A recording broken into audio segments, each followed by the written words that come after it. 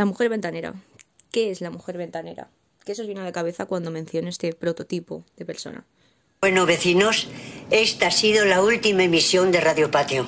Considero que la figura ventanera es una figura irrevocable de nuestro imaginario colectivo. En cualquier medio de entretenimiento que veamos, siempre hay una mujer de mediana edad, incluso más, normalmente más, que asume siempre el papel de humorístico y de forma satírica se encarga constantemente de asomarse a los balcones y cotillar sobre la vida de los demás. Así han sido las cosas y así os las hemos contado. Pero supongo que el motivo por el que nos hace tanta gracia este tipo de personajes es porque normalmente lo relacionamos con alguna persona de nuestro entorno, quizá porque nos recuerda a nuestra vida cotidiana y por tanto al extrapolarlo a lo que vivimos día sí día también, siempre nos acaba haciendo más gracia de la debida. Y un personaje completamente diferente a todo esto sería Chuslan Preden. ¿Qué he hecho yo para merecer esto, no? Va, dime. Que tengo una cosa para ti. ¿Así que? Mira, paso total de vosotras. Me aburrís. Es una ordinaria. Paso total. Pero bueno, dándole muchas vueltas a este tema, no he podido evitar pensar en cómo en los últimos siglos se ha dado muchísima más importancia al mundo interior frente al mundo exterior. Ese culpabilizar a una persona que carece de mundo interior y por tanto se dedica a hablar del mundo exterior o vivir en lo de fuera en vez de lo de dentro. Si hay un tipo de literatura que ha ganado especial importancia en una sociedad en la que nos hemos visto muy obligados a mirar dentro de nosotros mismos, sobre todo con los últimos acontecimientos que hemos tenido que vivir, es aquel en el que el hilo conductor es el diálogo existencial. Hay muchos factores que han alentado la llegada y última ganancia de popularidad de este tipo de autores, sobre todo a un sector concreto de la sociedad, pero no es menester en este vídeo tratar sobre ellos. Pero sí me voy a quedar con la importancia de el yo frente a lo demás. Hay un poema de Baudelaire titulado La ventana que dice dos cosas en concreto que me parecen muy interesantes. El que desde afuera mira por una ventana abierta nunca ve tantas cosas como el que mira una ventana cerrada. Lo que se puede ver al sol siempre es menos interesante que lo que pasa dentro de un vidrio. En aquel agujero negro o luminoso vive la vida, sueña la vida, padece la vida. Quizá Baudelaire no anima especialmente a cerrar las ventanas, pero sí considero que le da un mayor grado de importancia a esa experiencia personal en la intimidad y en la soledad, donde de cierta manera uno puede alcanzar cierta excelencia.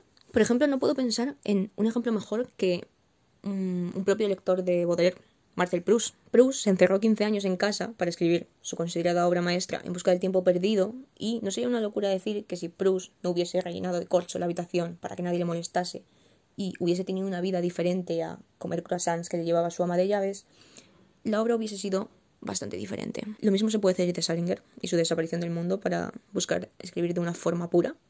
Creo que esa idea de que a través de la introspección de uno mismo, de la exploración de uno mismo como sujeto y a través de cortar vínculos con aquello que hay fuera, se puede conseguir de cierta manera un mayor grado de excelencia en las letras. Un ejemplo completamente diferente a toda esta corriente de pensamiento sería el personaje de Stewart en La ventana indiscreta, que está básicamente esperando a que suceda algo.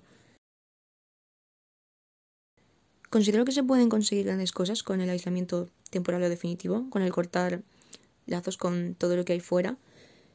Al fin y al cabo es la mejor manera para escuchar la voz de uno mismo sin que ésta se disuelva a su alrededor debido a la inevitable multiplicidad que nos ha traído la modernidad. Por su parte, Benjamin, en su amplio estudio sobre las formas de vida urbanitas, toma un poco a Baudelaire, quizás de forma bastante diferente. Macarena García Mocchia tiene un artículo que me ha parecido súper interesante, es muy corto, lo recomiendo muchísimo, donde habla sobre esta percepción de Baudelaire. Me interesa mucho cómo define a Baudelaire como alguien que buscaba, como un héroe más bien, que buscaba un distanciamiento de la masa. Y por otro lado, Benjamin dice en su libro, Los paisajes, que lo verdadero no tiene ventanas.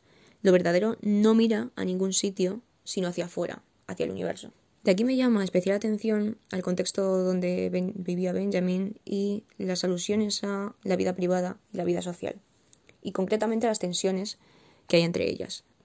En Infancia en Berlín, hacia 1900, Benjamin nos habla sobre ese carácter reflexivo que quizá le había atribuido un poco Baudelaire a las ventanas y se encarga de hablar sobre cómo antes se permitía una comunicación entre el mundo exterior y el mundo interior, pero debido a que la modernidad ha traído una construcción del mundo en base a los intereses socioeconómicos, esa barrera, ese medio de comunicación se ha visto destruido. Por lo tanto, si antes uno se asomaba y podía tener un momento reflexivo, ahora una vez que uno se asoma, lo único que hace es ver reflejado dentro de casa todas esas dinámicas que sigue el capital. No voy a desarrollar mucho más a Benjamin, me encantaría hablar de Benjamin, él me encanta, pero sí me quiero centrar en una parte en concreto y es en esa visión de la ventana como punto reflexivo entre lo que hay fuera y lo que hay dentro. Y me interesa explorar qué es lo que pasa si esa reclusión o ese distanciamiento que hay con lo de fuera no es voluntario, sino que es obligado. Aquí, por lo tanto, no puedo traer otra figura que no sea la de Carmen Martín Gaite con su colección, creo que es una colección de varias conferencias, bueno, es un ensayo titulado Desde la ventana, donde básicamente se dedica a exponer a qué problemas se han enfrentado las mujeres debido a, metafóricamente, esa reclusión que han tenido de la vida privada y cómo se han ido atreviendo a asomarse a la ventana e intentar explorar qué hay fuera. No hay mejor forma de resumir esta idea que con esta frase de Martín Gaite. La diferencia puede estar en que muchas veces un hombre, cuando se recoge a pensar y a escribir, está de vuelta del bullicio mundanal y de otras actividades que, en cambio, para la mujer, pueden seguir ofreciéndose durante toda la vida como tentadora propuesta de liberación, precisamente por haber tenido mucho menos acceso a la vida pública. Entonces aquí podría decirse que asomarse a la ventana desde el punto de vista femenino no es solamente un acto reflexivo e íntimo, como se venía diciendo con la tradición de Benjamin o Baudelaire, y como se tiene esta percepción en todas las películas y en todos los libros, donde la ventana es un lugar donde uno va para huir del mundanal ruido, ¿no? Eso es para alguien que puede transitar entre su vida privada y su vida social a sus anchas, de forma completamente voluntaria.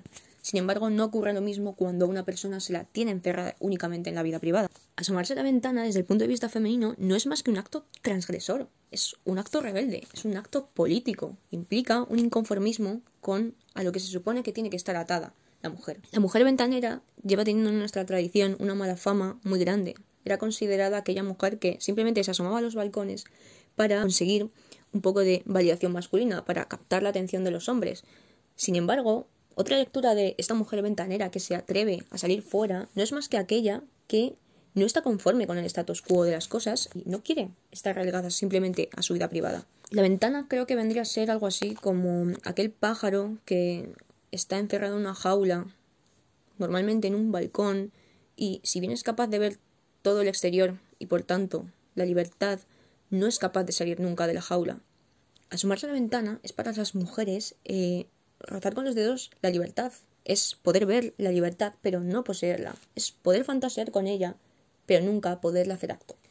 Y sí, tenéis razón, estáis pensando seguramente en Un cuarto propio de Virginia Woolf y, de hecho, la introducción que hace Martín Gaite en este libro es a raíz de una lectura de Un cuarto propio, donde dice que nunca se había parado ella a pensar en la verdadera importancia que suponía tener una habitación propia. Y bueno, todo este ensayo discurre a través de la idea de si existe verdaderamente una literatura femenina. Hay varias consideraciones importantes que hace Martín Gaite sobre la existencia de este lenguaje femenino, y es que debido a que se han tenido que enfrentar a unas particularidades en concreto, debido al género, en cierta manera las mujeres se han tenido que crear un propio lenguaje como método de supervivencia para que se les diese voz. Me interesa sobre todo la idea de que debido a ese juego de tener que asomarse a la ventana y esconderse para no ser vistas, pero aún así seguir asomándose y seguir hablando de lo que hay fuera, siempre teniendo ese impedimento que es la propia ventana, se ha conseguido desarrollar una cierta manera de escribir que enriquece la literatura en sí, no es puramente mala. Martín Gaite lo dice literalmente así.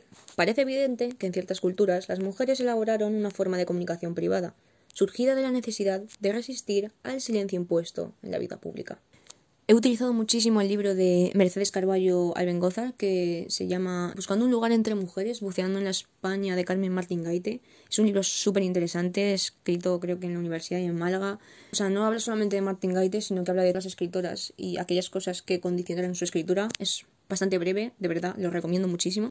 Y bueno, en este libro, Mercedes Carballo Albengoza menciona cómo durante la época en la que escribieron Carmen Laforet, Ana María Matute o Martín Gaite mismo, a estas mujeres se les permitió escribir porque consideradas como personas que hacían solamente literatura de mujeres. Y más que mujeres, quizá señoritas, diría yo, porque es esa definición en la que esa literatura se encaja en un ideal de mujer pasiva que verdaderamente no hacen otra cosa que hablar sobre amoríos o simplemente sus angustias existenciales, si es que se les puede llamar así, no repercuten de forma directa en un acto de sublevación frente al mundo que las está encadenando. Lo que está claro es que las mujeres en estas obras no ejercen un acto de acción política como nosotros lo entendemos. Está claro que haciendo una lectura posterior y leyendo entre líneas hay un claro como componente existencial, en concreto ese existencialismo heredado de Francia y de Sartre, donde el inconformismo acababa llevando a la acción política, pero en estas obras no se ve de forma tan directa esa acción política. Sin embargo, sí que hay un claro componente crítico a la sociedad y urge transformar esa sociedad, aunque los propios personajes no la transformen de forma radical, y a denunciarla activamente.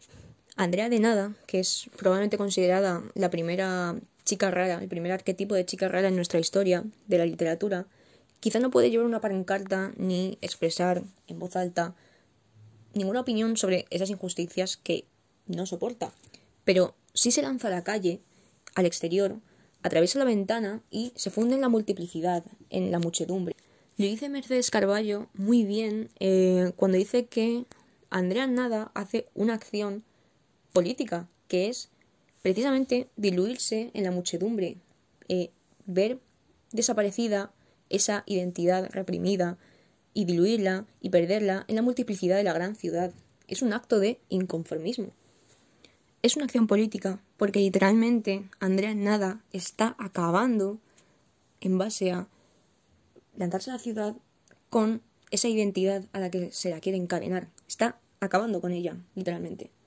Bueno, ahora queda qué ocurre cuando una mujer es capaz de atravesar la ventana metafóricamente e incluso literalmente.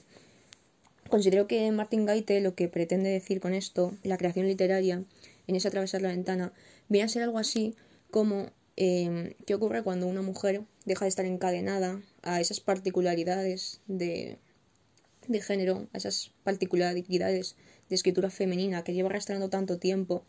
¿Qué ocurre cuando es capaz de poder lanzarse a escribir de forma completamente libre?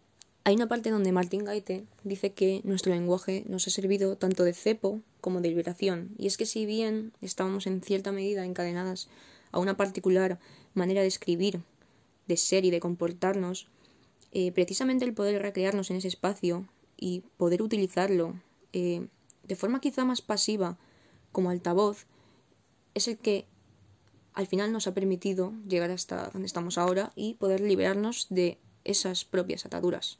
Y bueno, por último, me gustaría hablar sobre un tema que creo que no está tan incluido en esta narrativa suya, pero sí que me ha hecho considerarlo a posteriori de la lectura, y es en qué ocurre cuando una mujer atraviesa esa ventana, ¿no? Cuando es lanzada al mundo. Y siguiendo la metáfora del pájaro que está encarcelado en una jaula y sale fuera y está completamente perdido y probablemente no consiga sobrevivir, sí que me lleva a pensar en que hay una cierta complejidad en el momento en el que las mujeres salen al mundo exterior. Y es, ¿qué se hace ahora? No quiero utilizar de referencia películas, sobre todo de los finales de los 90, principios de los 2000, en los que, bueno, debido a que las mujeres tuvieron más acceso al mercado laboral, se suele plasmar ese golpe de realidad que tienen cuando se dan cuenta, bueno, se nos intenta vender sobre todo en aquellas narrativas construidas por hombres, que a pesar de que ellas han llegado al mercado laboral y que han llegado al exterior, nunca encuentran un bienestar, y ese bienestar, ese sentirse bien, lo acaban encontrando siempre cuando en cierta manera vuelven a esas cadenas de las que precisamente se habían liberado, ¿no? Siempre se intenta vender que una mujer adinerada que ha conseguido gran fama al final de la película siempre encuentra la felicidad cuando acaba con el chico, o cuando crea una familia, o cuando vuelve a su pueblo natal, o cosas así. No quiero utilizar este tipo de películas porque al fin y al cabo tienen la mirada masculina, pero sí quiero pensar en aquellas películas que tienen una mirada femenina. Por ejemplo, pienso sobre todo en Lady Bird. Ella en esta película consigue salir de Sacramento, creo que se llamaba, si no recuerdo mal, la ciudad en la que está atada, y quiere salir fuera, quiere estudiar. Así que cuando ella sale de Sacramento y llega a ese ideal, a esa ciudad que ella tanto quería, se encuentra sola y se encuentra completamente perdida. Y visto desde ese punto de vista, por mucho que uno salga fuera, nunca se puede liberar completamente, o al menos en los primeros pasos, de esas ataduras que ha tenido. Lanzarse al mundo de la escritura, de opinar públicamente, de hacer películas, de cualquier cosa, es un salto al vacío para las mujeres. Se puede ver completamente en cómo siempre adquirimos ese papel de humildad frente a las críticas de los demás, somos constantemente juzgadas y al fin y al cabo nosotros nos vemos como en cierta medida como si no formásemos nunca parte de ese mundo, porque recientemente hemos accedido a él. Pero me gusta ser positiva frente a esto. Simplemente animar a seguir asomándonos al balcón, a traspasarlo, a romperlo completamente y seguir penetrando en el mundo de fuera, que al fin y al cabo es el mundo que siempre nos ha pertenecido.